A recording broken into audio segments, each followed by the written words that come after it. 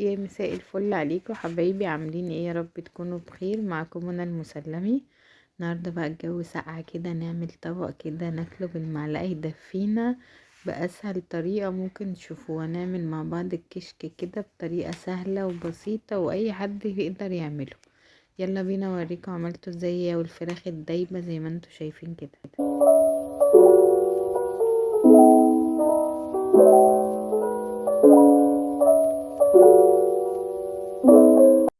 هنا بقى بعد ما غسلنا الفراخ حلوة قوي ونقعناها في المحلول اللي احنا متعودين عليه، بسلقها كده. وهجيب ربع كيلو من الرز واحط عليه كوبايتين من مية وارفعه على النار بقى لغاية ما يستوي. هوريهولكوا بعد ما يستوي.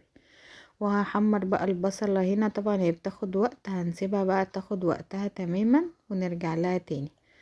وايه، هنحط هنا معلقتين من الدقيق، ده المادة اللي هتربط الكشك. هناخد معلقتين بس من الدقيق، وهنزود بقى شوية لبن كده ندوبه مع بعض.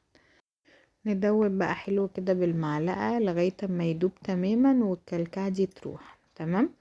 نروح بقى نطلع البصل. بصوا، عقبال ما عملنا الدقيق مع اللبن كان البصلة خلصت.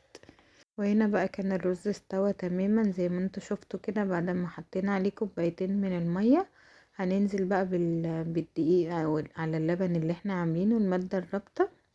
وبعدين نكمل بقى لبن. بصوا دي اسهل طريقة للكشك. بصوا انتوا عايزين تقللوا الرز عن كده قللوه، انا بحبه كده. وهديله واحدة من الماجي كده وهقلب حلو قوي. وخدت كوباية كمان من الشوربة. عايزين الشوربة دي تبقى مية، احنا كده كده حاطين مكعب مرق، بس انا كان عندي شوربة الفراخ فخدت كده كوباية بس. بصوا اسهل طريقة.